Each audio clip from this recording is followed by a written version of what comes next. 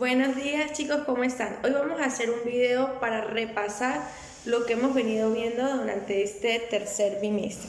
Entonces comenzamos con el tema de la tabla periódica. La tabla periódica es un tema complejo, el cual entonces muchas veces lo hemos tomado en cuenta en relación a la parte de que es muy tedioso, tengo que memorizarme todos los elementos químicos con todas sus partes. Pero nosotros no lo vamos a trabajar de esa forma. Primero vamos a identificar y a conocer el porqué de las diferentes facetas. En clase hemos visto mucho la parte teórica. Ahora vamos a hacer el repaso de la parte de ejercicio.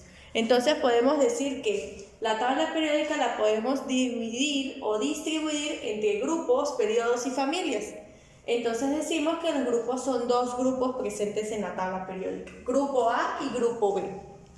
El grupo A está perteneciente con la letra S y la letra P.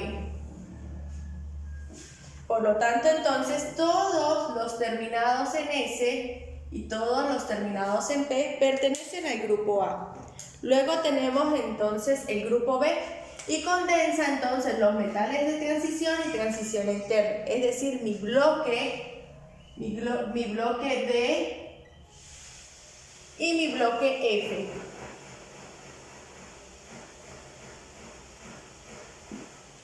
Nosotros generalmente en la parte de didáctica o en la parte de relación no utilizamos los lactánidos ni los actínidos. Simplemente vamos a trabajar con los más sencillos o con los que son de la vida más cotidiana, como los del grupo S, que son alcalinos, alcalinoterrios, metales de transición del bloque D, y del bloque P, que tenemos otros metales que se encuentran en esta zona, metales de transición o semimetales, los no metales y los gases nobles.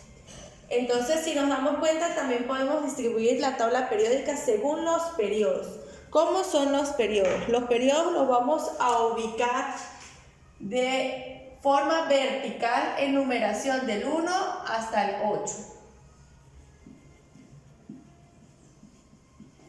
Pero resulta que los elementos encontrados en la parte 8 no son elementos en su gran mayoría que no estamos trabajando. Por lo tanto, vamos a trabajar de forma de ejercicios del 1 hasta el 7. Entonces, solo trabajamos del 1 al 7. Ahora, esos periodos se enumeran de forma vertical, pero se almacenan de forma horizontal. ¿Qué quiere decir? Que todo mi periodo 1 corresponde a la línea completa del periodo 1. En este dibujo está segmentada la tabla periódica, por lo tanto, entonces lo vamos a ver aquí.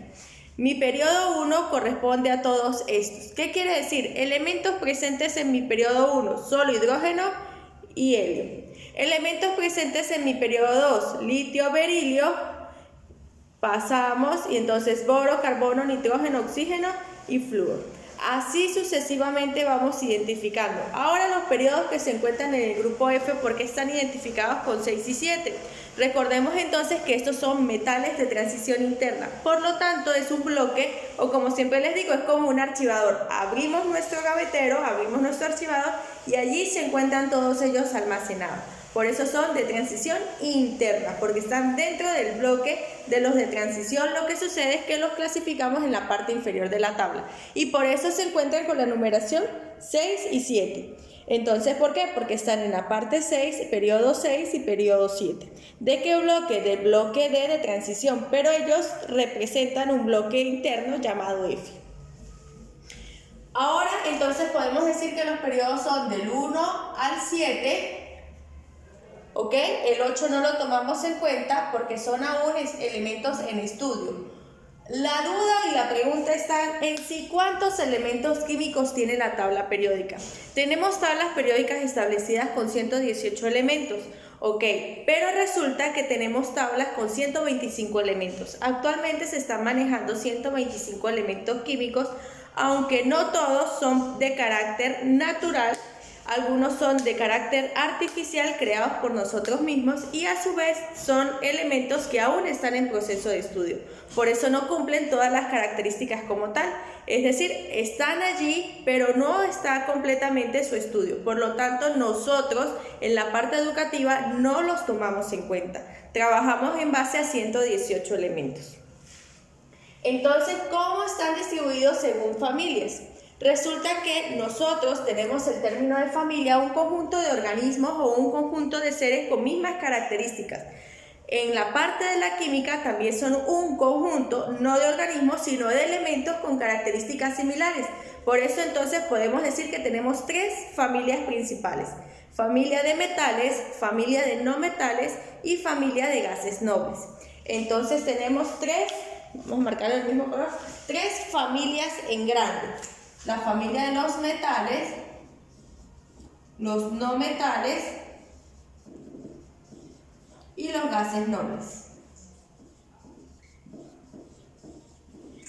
A su vez, entonces, nos damos cuenta que según cada tabla periódica tienen diferentes coloraciones. Esas coloraciones son el derecho de autor o según cada autor. Pero en realidad lo que nos interesa determinar es saber cuántas familias están dentro de esas familias.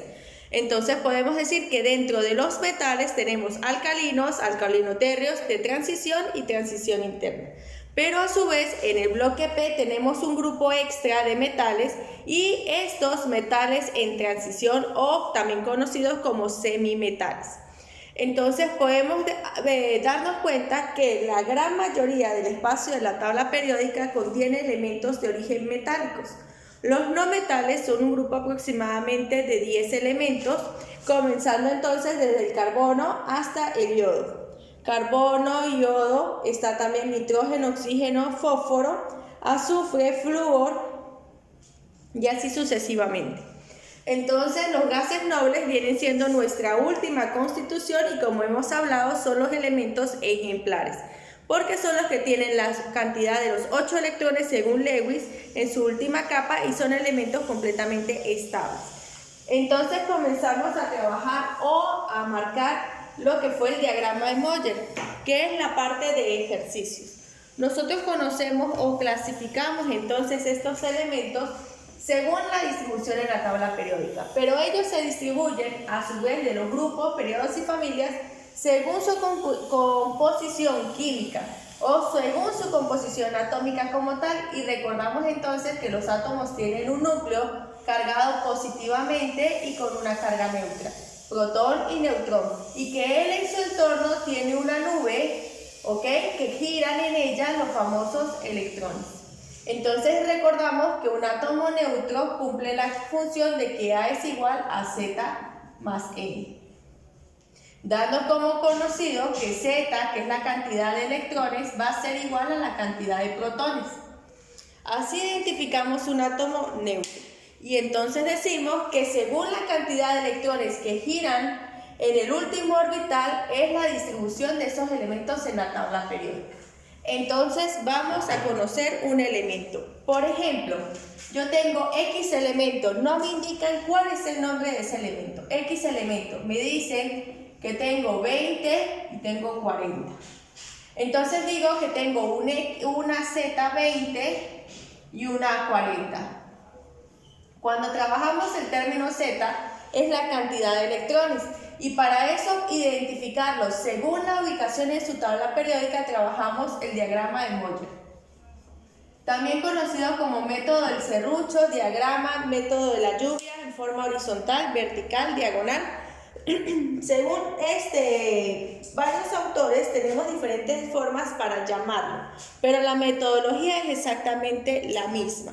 Entonces comenzamos a relacionarlo y a distribuir esos electrones. Los números grandes me van a representar mis periodos. Las letras con sus exponentes nos van a representar la cantidad de electrones y según la distribución que vamos teniendo. Entonces empezamos con el Z20. Decimos Z igual a 20. Comenzamos a hacer la distribución sentido de la lluvia o diagonal. Y comenzamos de arriba hacia abajo. Primer llenado diagonal, 1S2. Vamos con el segundo llenado diagonal y marco 2S2. Vamos con el siguiente llenado diagonal y digo que tengo 2P6. Voy contando, voy sumando mi cantidad de electrones. 2 y 2, 4 y 6 son 10. Me faltan 10 para 20. Entonces voy según mi diagonal, el que sigue debajo del 2 va a ser 3. 3s2. Llevo 12, aún me falta, entonces vamos a trabajar un poco más. No tengo el número 2 de 10, por lo tanto el primero en llenarse sería el 3p6. Luego del 3p6 viene el 4s2. Y entonces sumo, 2 y 2 son 4 y 6 son 10. 12, 18, 20. Entonces, ¿cómo identifico en la tabla periódica? Nos vamos entonces para grupos y periodos. Para identificar los periodos muy fácilmente podemos utilizar el último número que hicimos llenado o el número mayor en llenado, en los números grandes. El número mayor fue 4. Entonces el periodo de mi tabla va a ser 4. El grupo va a ser la última letra que colocamos los electrones. ¿Cuál fue la última letra en colocar electrones? Si vamos recordando el sentido que vamos llenando, nos damos cuenta que fue la S. Que fue la S con el número 2. Entonces recordamos, grupo, la S pertenece al grupo A. Entonces decimos que ese elemento es de grupo A y que se encuentra entonces en el periodo 4. Toman su tabla periódica, ¿ok? Entonces contamos, vamos nuestros periodos. Periodo 4, lo que se encuentra o se distribuye en la parte S, que es todo esto que está aquí, estos dos. Entonces, en el grupo 4, la letra S, y contamos según los espacios del electrón que tenemos de llenado, que es el número 2. Entonces, 4, contamos dos espacios, 1 y 2. Mi elemento sería calcio. Entonces, ¿quién es Z20? Z20 sería calcio. ¿Tenemos más formas para las distribuciones? Sí.